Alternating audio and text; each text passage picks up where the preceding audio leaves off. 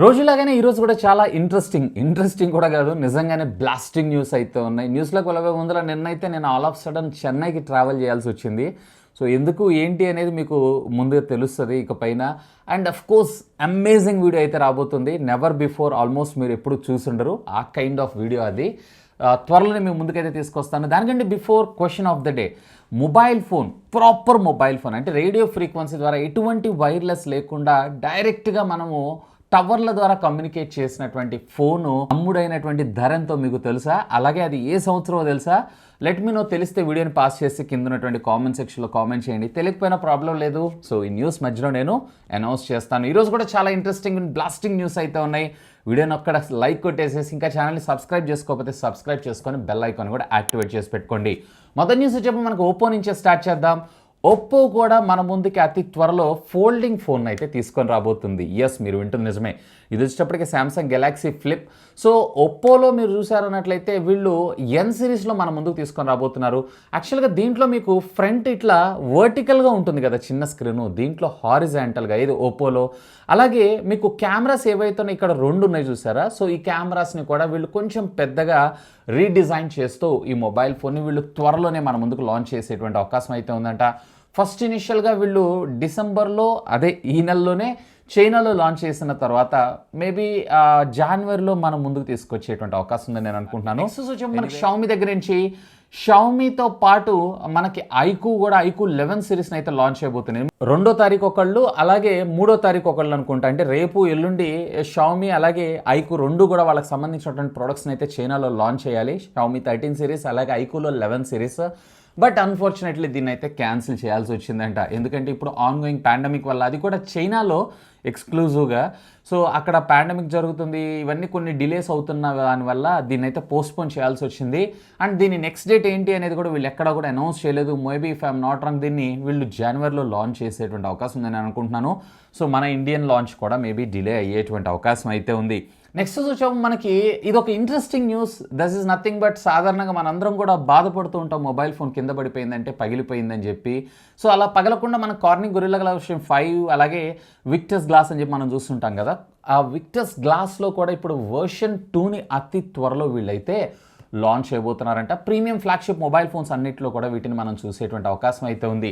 So previously వచ్చేటప్పటికే సుమారుగా 1/2 metre నుంచి కింద పడ్డా కానీ డ్యామేజ్ అవ్వదు. ఇది వచ్చేటప్పటికే సుమారుగా 1 మీటర్ డిస్టెన్స్ నుంచి మొబైల్ ఫోన్ కింద పడ్డా కానీ దానిపైన ఉండేటువంటి డిస్ప్లే, అది కూడా సాలిడ్ కాంక్రీట్ మీద పడ్డా కానీ డ్యామేజ్ అయ్యేటువంటి ప్రసక్తే లేదని చెప్పి కంపెనీ వీళ్ళకి సంబంధించినటువంటి కొంత టెస్ట్ వీడియోస్ని అయితే అఫీషియల్గా ఈరోజు రిలీజ్ చేశారు.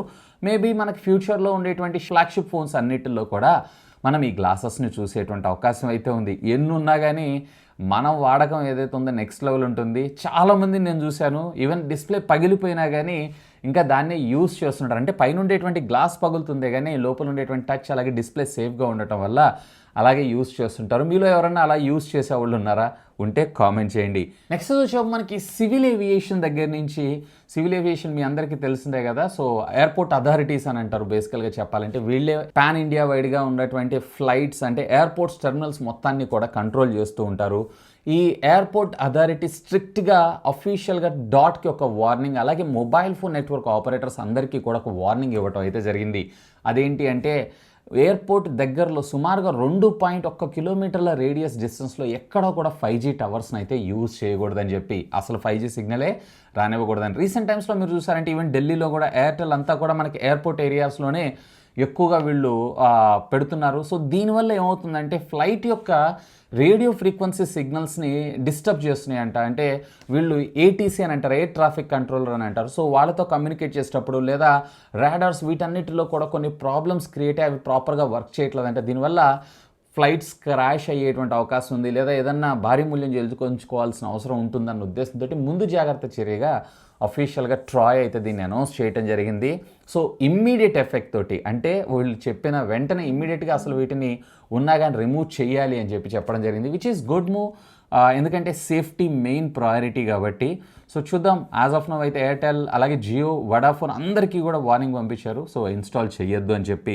ఇక ఫ్యాక్ట్ ఆఫ్ ద డే విషయానికి వచ్చారు అన్నట్లయితే, మొట్టమొదటి అఫీషియల్ అంటే టెస్టింగ్ కాదు, అఫీషియల్గా సేల్ చేసినటువంటి మొబైల్ ఫోన్, రేడియో ఫ్రీక్వెన్సీతో వర్క్ చేసేటువంటి మొబైల్ ఫోన్ యొక్క ధర అక్షరాల 2,500 పౌండ్లు, అంటే మన ఇండియన్ కరెన్సీలో ఈరోజు ఉన్న వాల్యూ ప్రకారం చూస్తే సుమారుగా 24,65,211 రూపాయలు.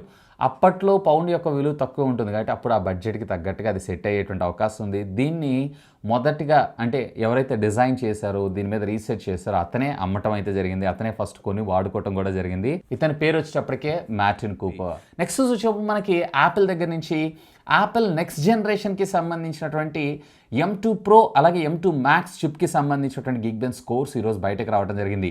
అయితే దీంట్లో సుమారుగా 96 GB వేరియంట్ తోటి మన ముందు టెస్ట్ చేశారు కాబట్టి ఇఫ్ ఐఎమ్ నాట్ రాంగ్ వీళ్ళు ఇందులో 64 GB దాకా యూనిఫైడ్ మెమరీ, అంటే మనం కస్టమైజ్ చేసుకునేటువంటి మెమరీని యూజ్ చేసేటువంటి అవకాశం అయితే ఉంది.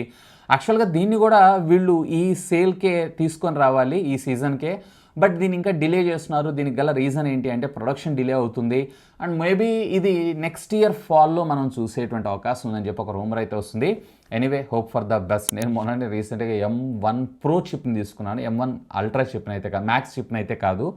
సో M2 కోసం అయితే నేను చాలా రోజులు వెయిట్ చేశాను, బట్ నడుస్తుంది. ఇప్పుడు మళ్ళీ అది ఎప్పుడు వస్తుంది ఏందో అన్న ఉద్దేశంతో దీనికి షిఫ్ట్ అవ్వడం అయితే జరిగింది. But I'm fully satisfied with the product. Next వచ్చేప్పుడు మనకు వన్ ప్లస్ దగ్గర నుంచి వన్ ప్లస్ డిసెంబర్ 12వ తారీఖు మన ఇండియాలో ఒక ఈవెంట్ అయితే కండక్ట్ చేయబోతుంది. సో మరి ఫిజికల్ ఈవెంటా లేదా నార్మల్ ఈవెంట్ అనేది మాత్రం కన్ఫర్మేషన్ రాలేదు, కానీ యాజ్ ఆఫ్ నో వీళ్ళైతే మన ఇండియాలో 2 గేమింగ్ మానిటర్స్ని అయితే లాంచ్ చేయబోతున్నారు. ఒకటి 24 ఇంచెస్, ఒకటి 27 ఇంచెస్. ఈ 2 మానిటర్లు కొత్త ఏం కాదు, రియల్మీలో ఆల్రెడీ లాంచ్ అయ్యి ఉన్నాయి. వాటిని కొంచెం రీబ్రాండ్ చేస్తూ వీళ్ళు వన్ ప్లస్ బ్రాండింగ్ మీద మన ముందు తీసుకొని రాబోతున్నారు. X27 అలాగే E24 అనేటువంటి మోడల్ నెంబర్స్ తోటి.